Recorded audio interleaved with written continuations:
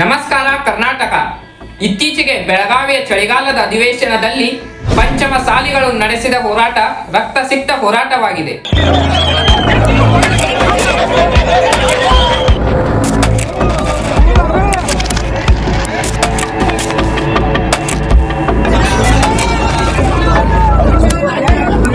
ಹಾಗಾದರೆ ಈ ಹೋರಾಟದ ಕುರಿತು ಸಂಪೂರ್ಣ ಮಾಹಿತಿಯನ್ನು ತಿಳಿಯೋಣ ಈ ಸಂಚಿಕೆಯಲ್ಲಿ.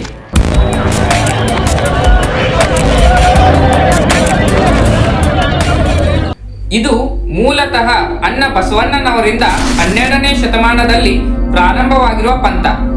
ಬಸವಣ್ಣ ಹಾಗೂ ಬಸವಾದಿ ಶರಣರ ಮೂಲ ಸಂಕಲ್ಪ ಜಾತಿ ಮುಕ್ತ ಸಮ ಸಮಾಜವನ್ನ ನಿರ್ಮಾಣ ಮಾಡುವುದಾಗಿತ್ತು.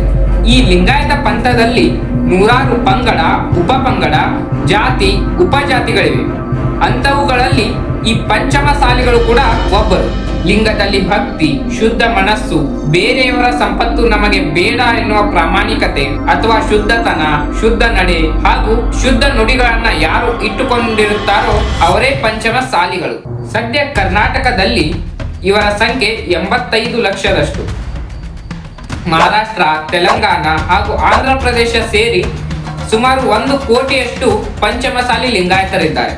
ವ್ಯವಸಾಯ ಇವರ ಮೂಲ ವೃತ್ತಿಯಾಗಿದ್ದು ವ್ಯಾಪಾರಿಗಳು, ಶ್ರೀಮಂತರು, ರಾಜಕಾರಣಿಗಳು, ಅದಷ್ಟೇ ಅಲ್ಲದೆ ಬಡವರು ಕೂಡ ಈ ಪಂಚಮಸಾಲಿಗಳಲ್ಲಿ ಹೆಚ್ಚಿನ ಸಂಖ್ಯೆಯಲ್ಲಿದ್ದಾರೆ. ಇದೆಲ್ಲವೂ ಪಂಚಮಸಾಲಿಗಳು ಮೂಲತಃ ಯಾರು ಎನ್ನುವುದಕ್ಕೆ ಉತ್ತರ. ಹಾಗಾದರೆ ಈ ಪಂಚಮಸಾಲಿಗಳ ಹೋರಾಟ ಮತ್ತು ಬೇಡಿಕೆ ಏನು?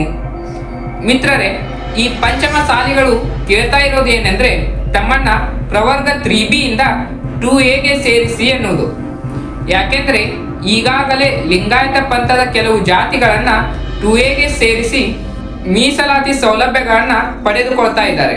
ಇನ್ನು ಈ ಪಂಚಮಸಾಲಿಗಳು ಮಾಡ್ತಾ ಇರೋ ಮುಖ್ಯ ಆರೋಪ ಏನಂತ ಅಂದ್ರೆ ಕೃಷಿಯನ್ನೇ ಮೂಲ ವೃತ್ತಿಯನ್ನಾಗಿಸಿಕೊಂಡು ಅತಿ ಹೆಚ್ಚು ಬಡವರ್ಗಗಳನ್ನ ಹೊಂದಿರುವ ಇವರನ್ನ ಪ್ರವರ್ಗ 3Bಯಲ್ಲಿ ಇಟ್ಟು ಸೌಲಭ್ಯ ವಂಚಿತರನ್ನಾಗಿ ಮಾಡಲಾಗಿದೆ ಎನ್ನುವುದು ಇವರ ಆರೋಪ. ಸರ್ಕಾರದಿಂದ ಸರ್ಕಾರ ಬದಲಾದರೂ ಈ ಪಂಚಮಸಾಲಿಗಳ ಹೋರಾಟ ನಡೆಯುತ್ತಲೇ ಇದೆ.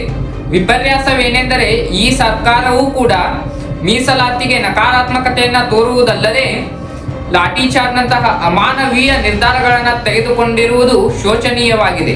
ಅದೇನೇ ಇರಲಿ, ಸರ್ಕಾರಗಳು ತಮ್ಮ ವೋಟ್ ಬ್ಯಾಂಕಿಗಾಗಿ ಕೇವಲ ಒಂದು ಕೋಮಿನ ಮತದವರನ್ನ ಓಲೈಕೆ ಮಾಡುವುದನ್ನ ಬಿಟ್ಟು ನಾಡಿನ ಎಲ್ಲ ಜನತೆಗೂ ನ್ಯಾಯಪರವಾದ ಆಡಳಿತವನ್ನ ನೀಡುವುದು ಚುನಾಯಿತ ಸರ್ಕಾರದ ಮೂಲಭೂತ ಕರ್ತವ್ಯವಾಗಿರುತ್ತದೆ. ಸ್ನೇಹಿತರೆ, ನೀವು ಹೇಳಿ, ಪಂಚಮಸಾಲಿಗಳ ಹೋರಾಟಕ್ಕೆ ನಿಮ್ಮ ಬೆಂಬಲ ಇದೆಯಾ ಅಥವಾ ಇಲ್ಲವಾ ಅಂತ, ಹಾಗೂ ಹೋರಾಟಗಾರರ ಮೇಲೆ ಲಾಠಿ ಚಾರ್ಜ್ ನಡೆಸಿದ್ದು ಎಷ್ಟು ಸರಿ ಎಂಬುದನ್ನ ಕಾಮೆಂಟ್ ನಲ್ಲಿ ತಿಳಿಸಿ. ಮತ್ತೊಂದು ವಿಶೇಷ ಸಂಚಿಕೆಯೊಂದಿಗೆ ಭೇಟಿಯಾಗೋಣ.